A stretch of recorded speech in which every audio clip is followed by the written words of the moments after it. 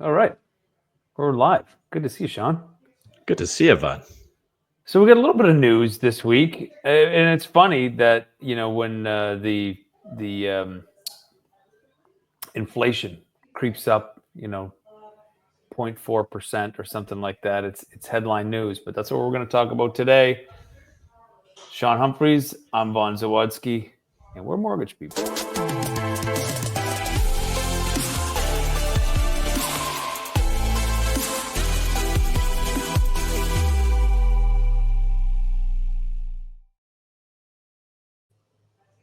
All right, basic as it gets Here for we an are. intro. Yeah, bare bones intro there. Like, hey, we're here. We're talking about inflation. What's going to happen next? I mean, I think like we should preface this by saying like who really knows what's going to happen because it is so dependent on what happens in the US, and anybody not talking to directly to Donald Trump is going to have a hard time figuring out what they're going to do and then how that's going to affect us. There's so many different variables on what could happen next. So I got to preface all this by saying like any of my predictions are very, very loose at It this point. seems to be getting harder and harder to understand where things are going to be in, like, let's say 4 weeks or 6 weeks. Long term, I think that it's easier to look out with a longer term forecast and say, like, okay, we know overall the strength of the economy is not going to be great in Canada anyway, and that's where rates will lead us. But certainly when we look at variable and fixed rate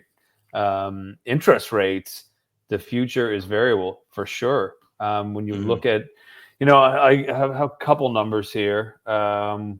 Hit me with the numbers, Vaughn. Let's go. So, I mean, we've talked about how the U.S. bond yield really affects our 5-year fixed rates. And so the U.S. bond yield right now is like around 4.34%, which is exactly where our 5-year fixed rate is. And the Canadian bond yield, the 5-year bond, very recently, 3.15. So we're obviously, there's builds a stronger argument that we are basing our 5-year fixed rate after the U.S. bond yield. And it's been going up, right? So that kind of the price or the profitability of bonds. More people have been going to coming out of bonds, which has been pushing the price of the bonds down, which essentially makes them more profitable, which forces our mortgage rates up. And the reason then they've gone up about 0.5% over the last since September, meaning that the cost of lending money through a mortgage has gotten more expensive, and then the cost of and then essentially the rate goes up for That's right. borrowers. It gets passed on to the consumer. Yeah. However, our variable rate is dropping. Our prime rate. Let's take a look at where we're at, and then I'll tell you where I think that we need to be. And basically, what we're Mhm. talking about here is like, when is the market gonna, the GTA market? This is the market that we work in, Southern Ontario. When is that going to return for us, for our real estate friends, for anybody that wants to buy or sell a property right now? Because we've shown that changing the interest rate or raising the interest rate would definitely have an adverse effect on the market. What I'm wondering is, when it comes down, um, the market could return, but will it? Will the buyer confidence be there? I'm a little bit nervous about that. We've had almost 2.5, almost 3 years where the market has been in a slump. Will that affect consumer confidence? If you're buying a property, I don't think that we're going to see, like, initially going right back to bidding wars. I Mhm. think it's going to take something to really, stir the market up. Yeah, I think you're right. I think because now there's uncertainty creeping back into the market, but still interest rate cuts to come and expected further interest rates falling for the variable rates. The rule changes also make a big change on that. Now people can afford a little bit more, so there's a little bit more incentive to get it back into the market. But I'm So what not I'm wondering, just expecting. Sean, let me Yeah, just jump in for 1 second, jump because I in. have a question that's been on my mind, right? Yeah, Um, hit me. just because people will be able to borrow more money, are they going to think it's financially prudent? Because we still have the gas pumps, it's like, oh, gas price went down. I filled up at 152 a liter. That's where it was 2 years ago. So it dropped down to 130 or something like that at one point. Now it's back up. Grocery store, same issue, is that we still have high prices everywhere. Will people be reluctant to take out that bigger mortgage knowing that they've got an economy that's not working properly right now? You think I so? really don't think, I don't think people make their decisions that way, right? Like you're not making a decision on whether you want to drive based on the gas being 152 or 132. You still need to get to work. You still need to, you know, travel around wherever you're going, to the grocery store and the gym. So the price would need to be much higher for you to not do those things by car, to get on the bus to do that, versus somebody getting into housing market. They've probably been holding off, waiting for rates to drop, waiting for the, you know, are the prices going to continue to drop? So I think that, because people, I don't think people think about things in terms of like being prudent with their money and what's going to happen with the economy. They think, I want to buy a house and I'm ready to buy a house. I know How much that's can I definitely the afford? environment that we came out of, right? With the bidding wars, and people are staring down $4,500 a month mortgage payments, $5,200 a month mortgage payments for a bigger mortgage. I think that's where we might see that hesitancy, though, when we get, when we're talking about a purchase price in the GTA. Basically everything is over $1 million now.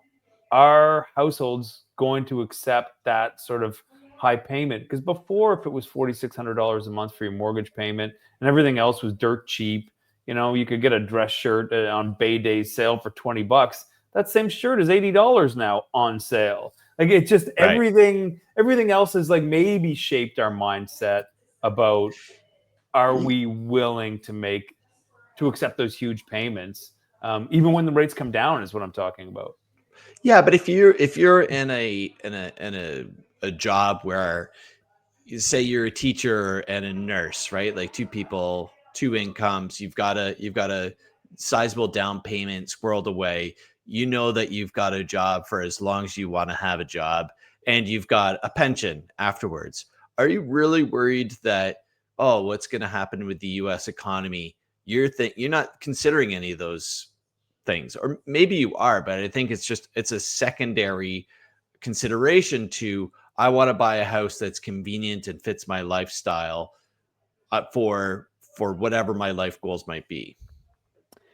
I could see that, but I could also see that there could be a hesitancy based on the cost of everything else jumping up over the last 2 years. We've had uncertainty. This is like the reverse FOMO effect. Like, now I do think that once it starts to move, people will either have to move with it or miss out, right? So Yeah. that's going to be the reality. So maybe what I'm wondering more is, like, how long will it take to shake off the idea that, because over the last 3 years, housing doesn't look like a great investment, right?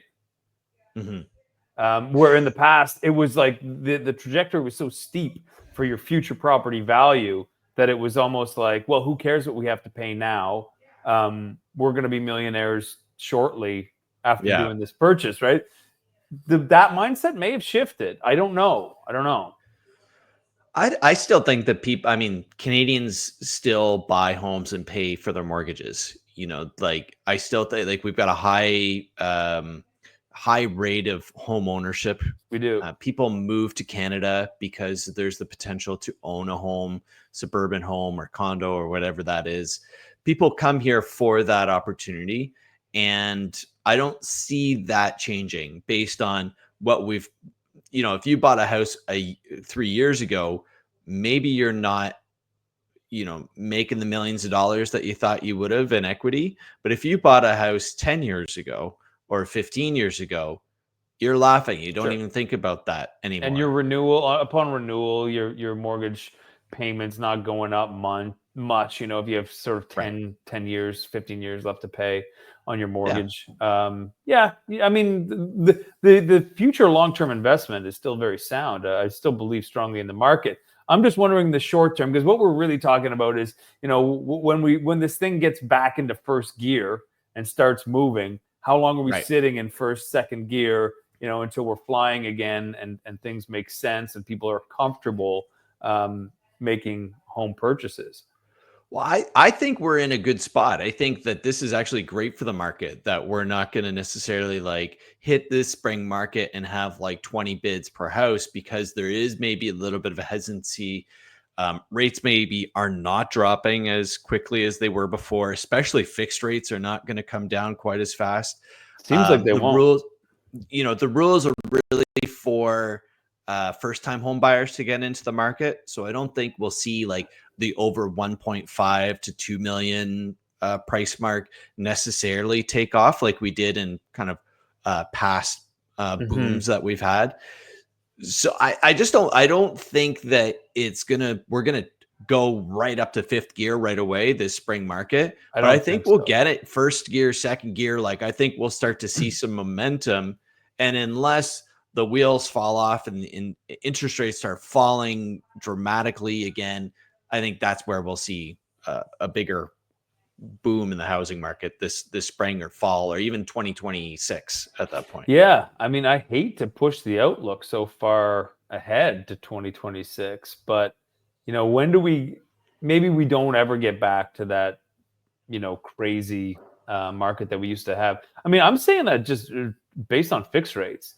But I do have another question, is that it looks like in the next sort of six to 12 months, we're going to have probably really low variable rate mortgages, and we're probably going to have pretty high, like maybe fixed rates bottom out 10 basis points under where we are now, like Yeah. over the next year, which is going to push people into qualifying using a variable rate. And basically we might see like 60 to 80% of the new mortgage originations variable, because that's what people are going to be able to qualify for.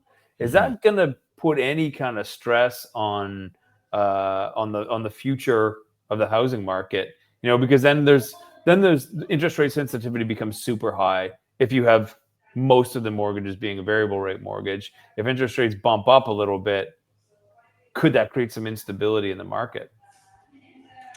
Yeah, I think Canadians prefer fixed rate, and prefer 5-year fixed rate mortgages, which if you model out, and that's what people are still taking predominantly right now. They're still taking 5-year fixed rate mortgages, despite if you do the modeling, a 3-year is a better choice and a variable is a better choice as well. We're into this so much that I can't believe that people are still thinking fixed rates are going to keep falling from where they are. That's a We're perspective that reading up.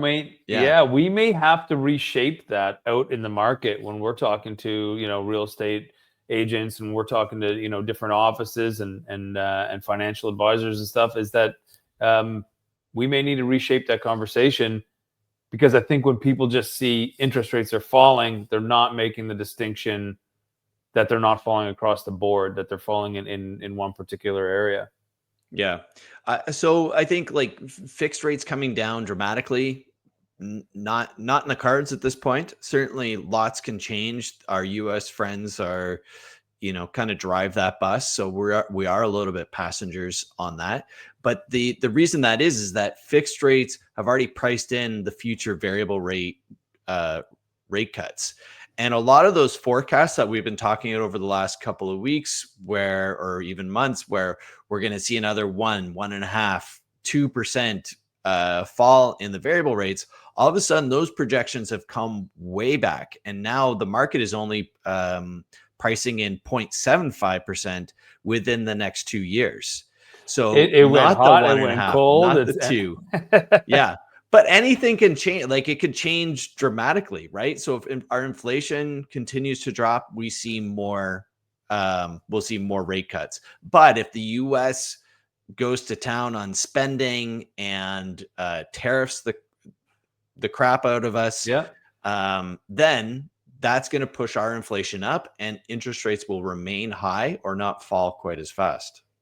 So with the inflation, moving up from, I think it was 1.6 to 2% in October, are we worried that we won't get another 50 basis point cut? I mean, it's certainly cast a little shadow of a doubt that we'll get more than a 50 basis point cut.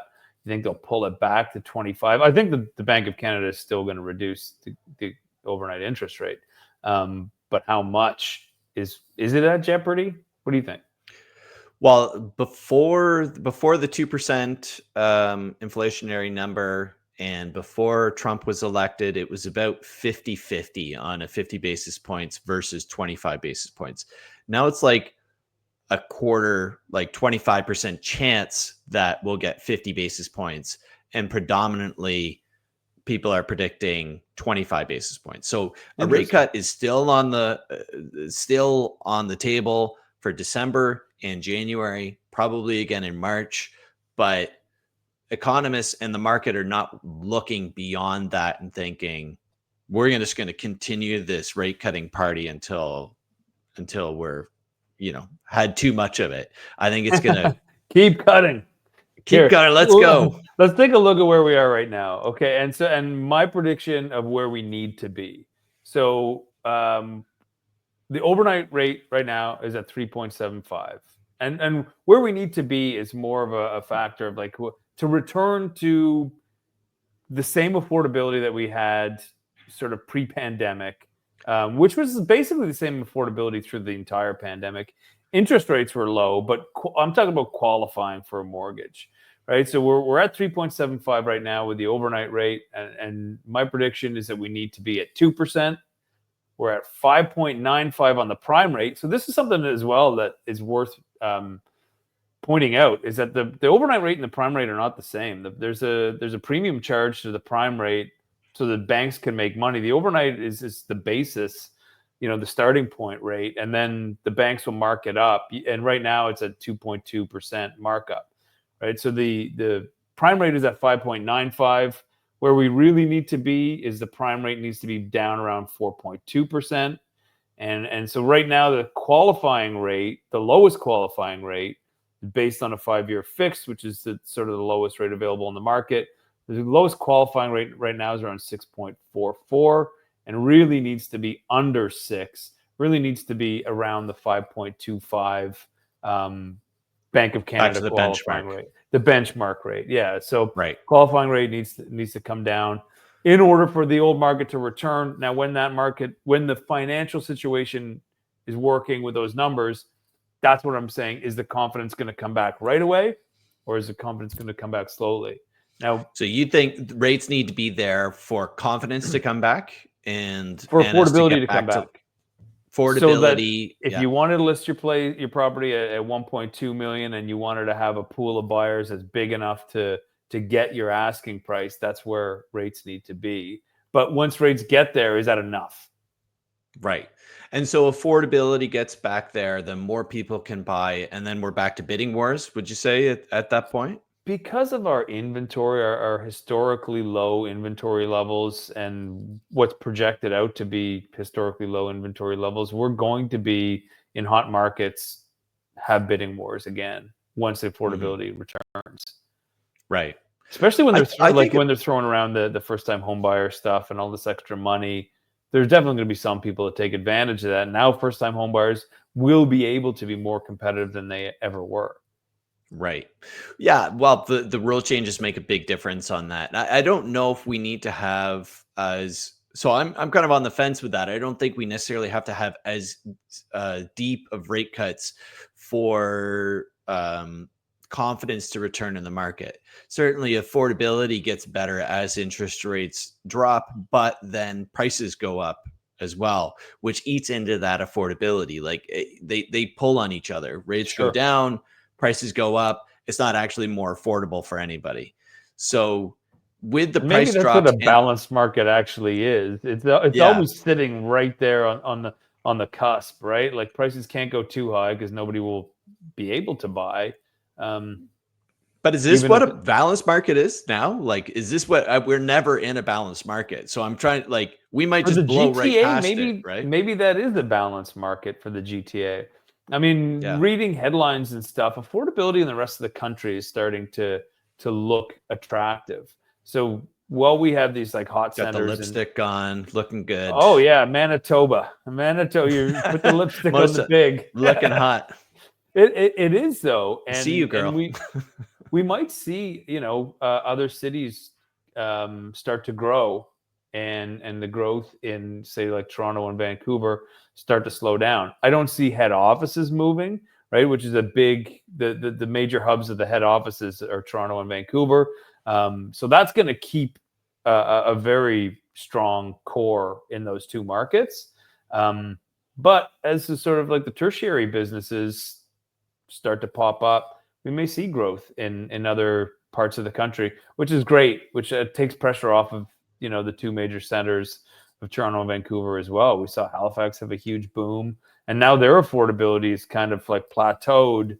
So it might move around the country, which I think is good for Canada overall, and is good for our markets.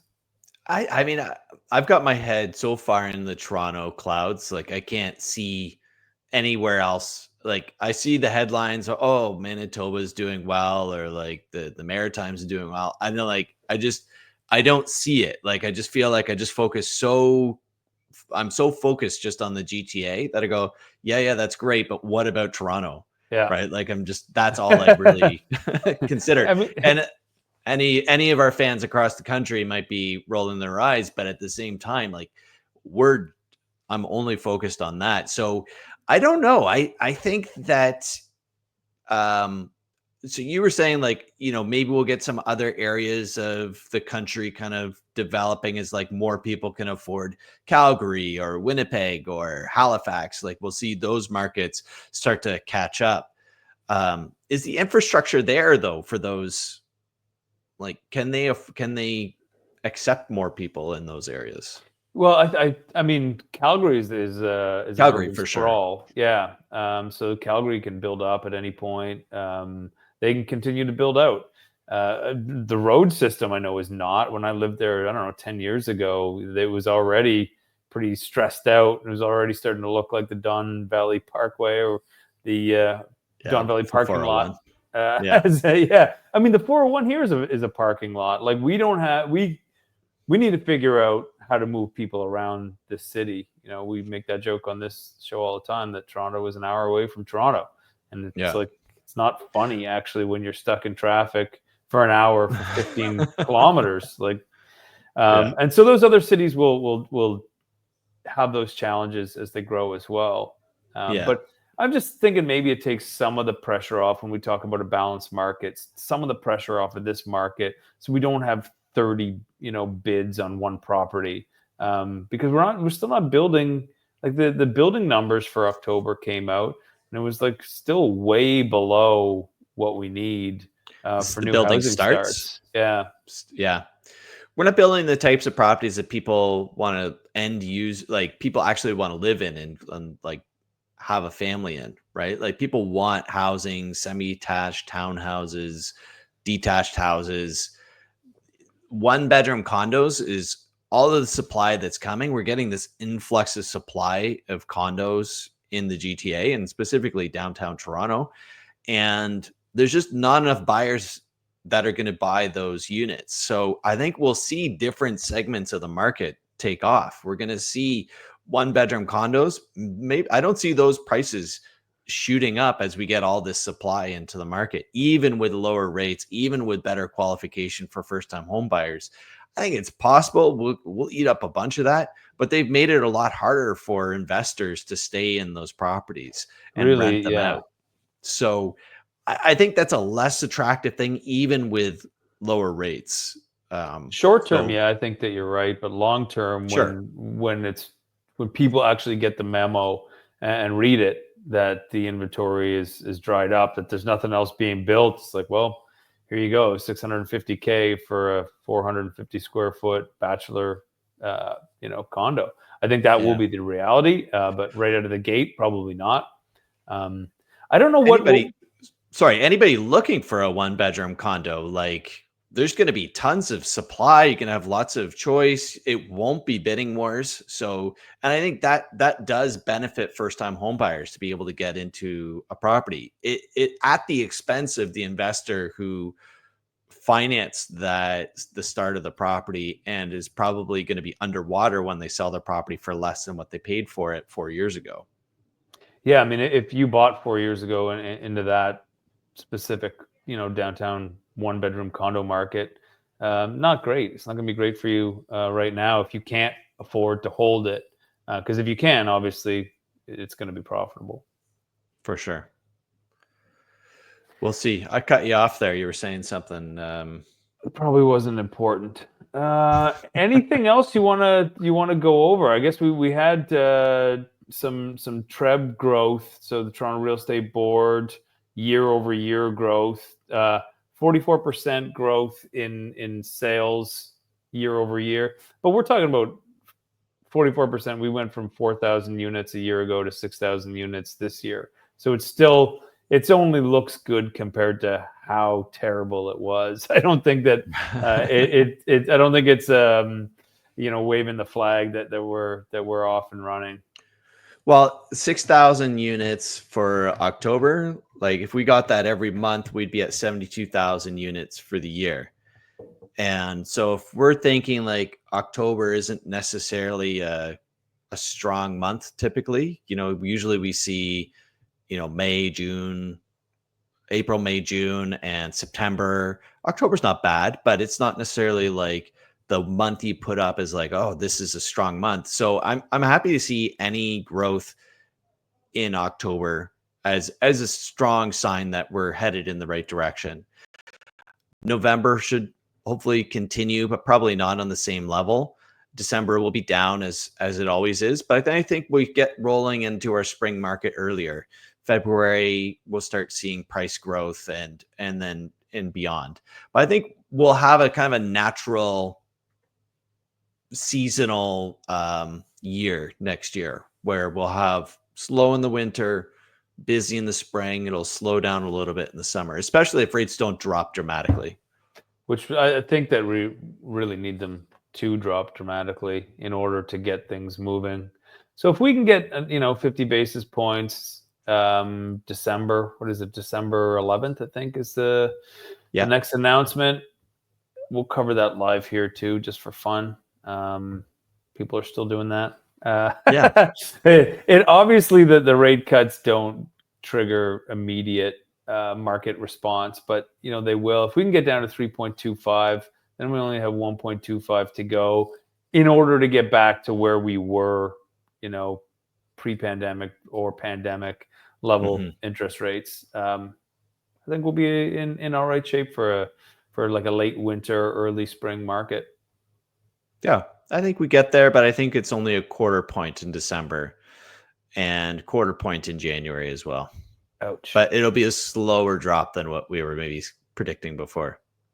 Well, I guess it will depend on employment numbers. It will depend on inflation numbers, and we'll see from there. Anything else you want to cover this week? Hey, should we get to the stress test? Yeah, next time. Next week? All right. Stress test next week. Sean, great to see you. I'm Vaughan. Thanks a lot, Vaughan. Mortgage People.